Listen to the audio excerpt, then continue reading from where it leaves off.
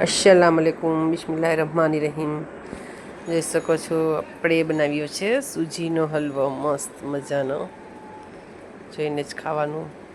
કેને કેને પસંદ છે સૂજીનો હલવો. એના માટે આપણે ઇન્ગ્રીડિયન્ટ્સ લઈ લઈએ.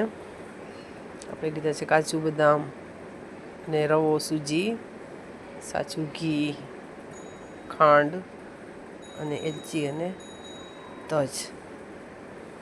અહીંયા આપણે એક કડાઈ લઈ લીધી છે. એની અંદર રાખશું આપણે ઘી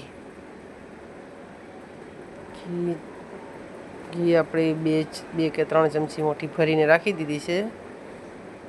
એની અંદર રાખશું આપણે તજ અને એલચી. તજ, એલચી ને બધું ઘી ગરમ થાય એટલે અહીંયા રાખશું આપણે રવો, સૂજી.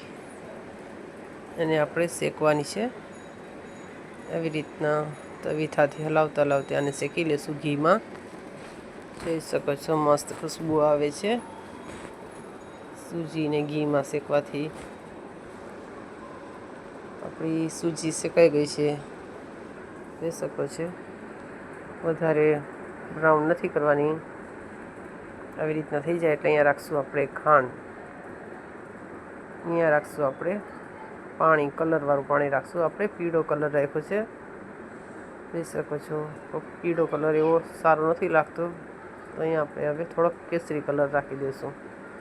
પાણી તો આપણે રાખવાનું જ હતું, એના અંદર મિક્સ કરીને બીજો કેસરી રાખી દીધો છે. બેને મિક્સ કરીએ કેવું બને ચેક કરીએ. હવે જોઈ શકો છો. અને હવે ઢાંકી અને મીડિયમ આંચ કરી પકાવવા દઈશું. જોઈ શકો છો આપણે 10 થી 15 મિનિટ પકાવવા દીધી છે, એટલે આપણી સૂજી તૈયાર થઈ ગઈ છે. અહીંયા આપણે કાજુ બદામ રાખી અને ફેરવી લઈએ ખાઈને.